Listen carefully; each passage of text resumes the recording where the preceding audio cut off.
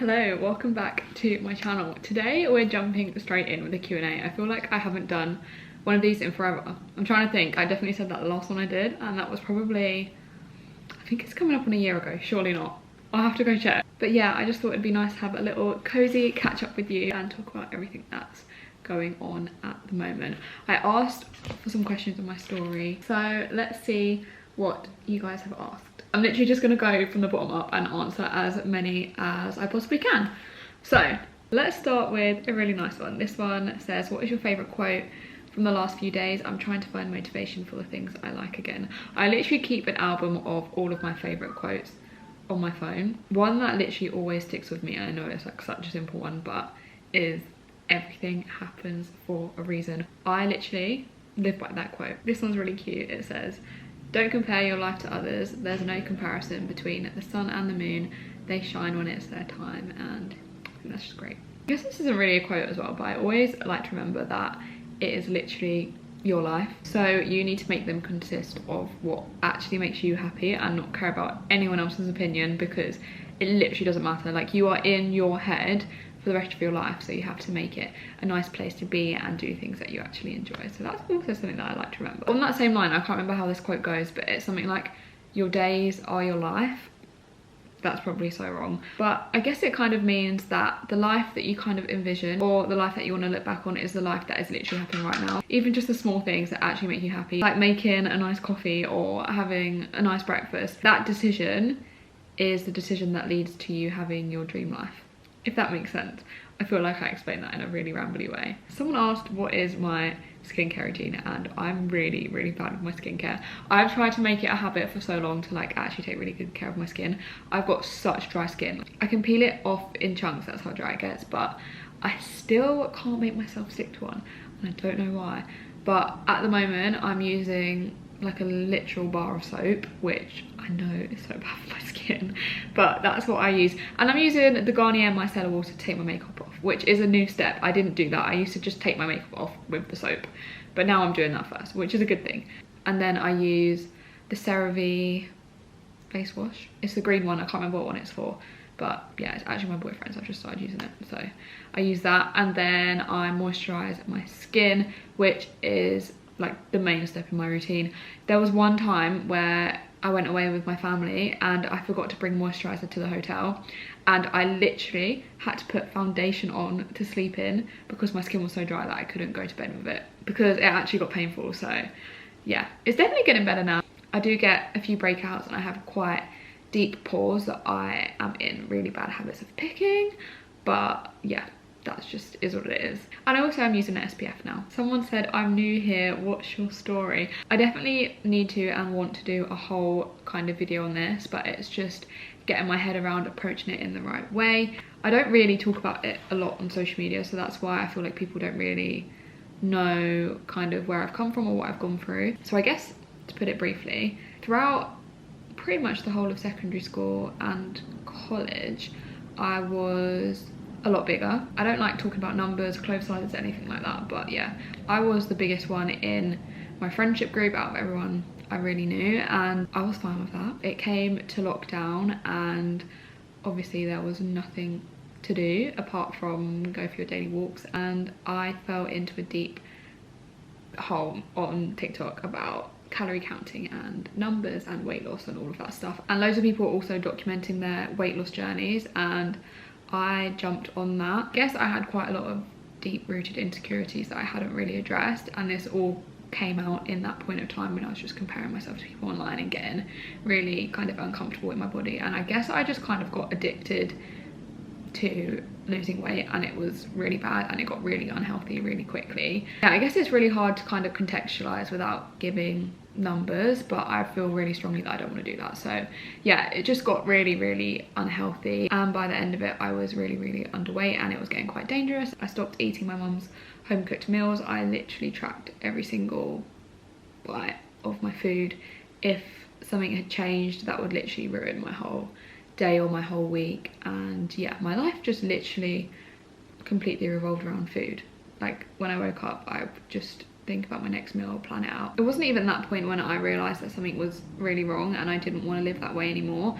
It was my sister's birthday and we went to London to celebrate that, and I'd kind of given myself full permission on that day to eat whatever I wanted, and it resulted in just eating anything and everything that I could, to the point where my stomach couldn't hold it all and I got quite sick from that. Not on purpose, like I literally just ate so much and I couldn't stop.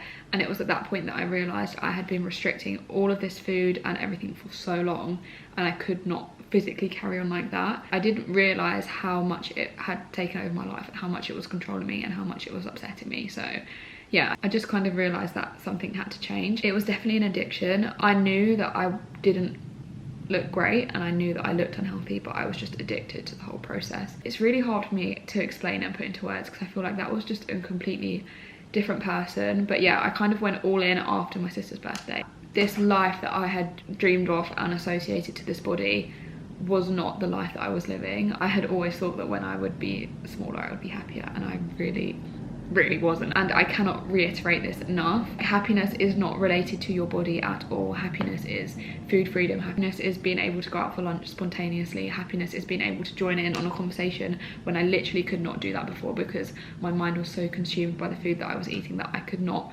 laugh or I could not be present. I hope that made sense. Someone said, extreme hunger in recovery, I'm going through it and it feels torturous.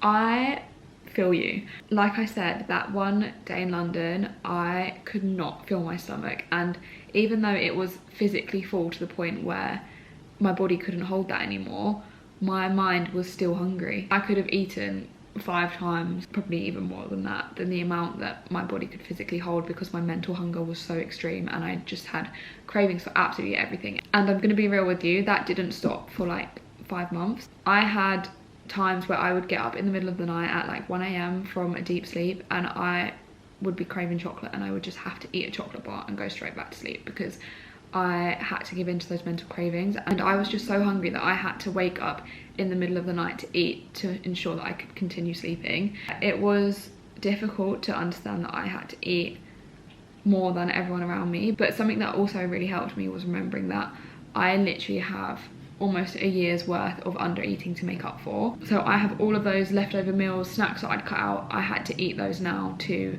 get into a healthy body, and that meant eating double, triple. It was difficult and it was draining, but it is the best thing I ever did. And I just want to assure you that you will get to a point where that will stop, and you will kind of regulate your hunger signals and be able to trust your body again, and get to a point where you are not thinking about food all of the time and food is not the highlight of your day. I promise you that you will get there, because I never ever believed that I would see a day where my life would not revolve around food and that food would not be the only thing that brings me happiness, and I have done that. Just know that all of these difficult days are worth it, and you need to trust your body. It knows what it's doing. It is there to literally keep you alive. I feel like my voice has gone really croaky. I feel like I haven't spoken this much in ages. Okay. Someone said, how long have you been doing social media for? So I guess it kind of ties hand in hand in that. I started my social media when I was in my really disordered eating habits as a food journal, just to put it quite frankly. I had this thing where I could not eat the same thing twice, so I had to post all of my food to make sure that I was eating different things for every single meal, every single day, which literally makes no sense. I did that, I can't remember how long for. Must have been like almost a year or like 6 months, and then I stopped posting on that page when I was kind of going into recovery, because obviously I didn't want to keep track of what I was eating anymore. So I literally didn't post on my page for 6 months. I came back in January of 2022, I believe. I think it was 2022. I started making recipes again in a lot healthier mindset. I mean, I definitely look back now and see there was some stuff still going on in those recipe posts. I think posting again really kind of held me accountable, in the sense that I could not go back. I'd come so far now, and even if I was having negative thoughts, I didn't act on them, if that makes sense. But yeah, I started posting recipes for a little bit, and then I decided to post a really vulnerable post opening up about everything that I'd been through. I didn't have that many followers at this point, but everyone was so be on nice to me, and I feel like opening up about that also made other people realise that they were not alone, because we never know what's going on behind closed doors. And that just really made me want to open up a little bit more and share more about my journey and everything that I've learned and everything that I'm still learning as I become really comfortable in my own skin. So yeah, to answer that briefly, I've been doing social media for 2.5, I'm gonna say, maybe 3 years. Yeah, I literally love it so much. Someone said, is pink my favourite colour? It's green. This t-shirt is green, all of this is green. I don't know if you can tell. It's green and orange, I would say, but pink is creeping up there. But yeah, I just love green and I don't know why. Someone said, rest in recovery, making yourself sit down, going cold turkey on movement. That is exactly what I did. And I see so many people online that have recovered from eating disorders or disordered eating and have exercised throughout that whole process. And I really do believe that people can go about recovery in their own way. But for me, that did not include exercise at all. Exercise was something that I had to completely cut out because I was addicted to step counts and I was addicted to running and I was addicted to the gym. So I made the conscious decision to stop that. I felt such a weight lift off of my shoulders when I stopped exercising, and I have not really exercised since. I would not compare yourself to what you see online. Everyone's recovery looks different and it does not have to include exercise. Going cold turkey or movement was the best thing that I did because it let my body use all this new energy into repairing itself. I would say rest in recovery is one of the most important things, definitely in kind of repairing your mindset around exercise as well. And introducing that at a later date is obviously completely up to you. I haven't done that yet. But yeah, I literally put no pressure on myself to exercise. And I don't see a lot of people that do that online. I feel like exercise is a huge part of everyone's routines. It's very hard to put into words. I feel like it has a time and a place. And when you do not associate exercise to your body at all, it can be literally amazing. I know I've been to a run club and the vibes there were just immaculate, and it does make you feel good and it does give you a rush of endorphins, and I would love to do something like that again. But it's important for me to not give myself a strict routine or ever kind of attach the idea of exercise to my body. So if I was to ever exercise, it would literally be just because I felt like it in that moment, and to be honest, that probably is like not even once a month. And it is perfectly okay to not have exercise be a part of your routine at all. Someone said favourite song. My current favourite song, or I have two at the moment, it's Halloween and Come Over by Noah Kahan. Someone said, how did you stop counting calories? Delete the app. The best thing I ever did was deleting MyFitnessPal. The amount of time I spent and wasted tracking everything I ate in that app and planning out every single day and trying to just add up every single bite, every random thing that I ate, everything that I didn't know the calories of.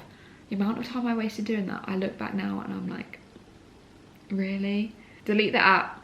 I went cold turkey, and that might not work for everyone, but I went cold turkey and deleting the app. And that doesn't mean you stop adding up calories in your head. I feel like once you kind of know the numbers of food, it's really hard to get out of that process. You have to make the conscious effort to realize when you are doing it and stop yourself. So say you start adding up your breakfast in your head, you need to just think of something else and just shout random numbers in your head and really try and counteract that. Over time the voice will quieten down, but yeah, it's difficult, but you'll get there, I promise you. On the same kind of topic, someone said, any advice for how to reach food freedom? And I think my main piece of advice is, you only have one life. Do you want to spend your whole life waking up every single morning worrying about what you're going to eat, not saying yes to plans, looking in the mirror and hating yourself? Like, no.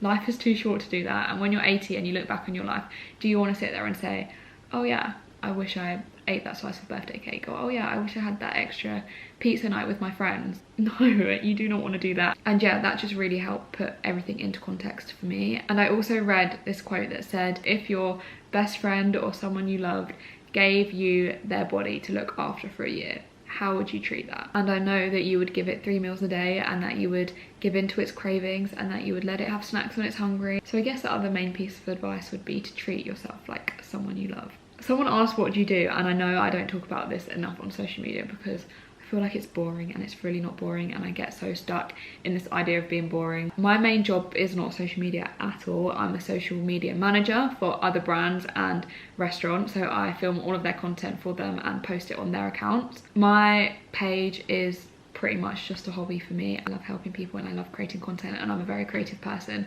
So yeah, my main job is social media management, and that takes up probably 90% of my time. I think that Q&A got quite heavy and quite deep, but I hope it helped you in some way and you got something from this video. And if you want to see another one, please do let me know. If you have any other questions, I will answer literally anything, just comment them below. And yeah, thank you so much for watching, thank you so much for being here. I will see you in the next one.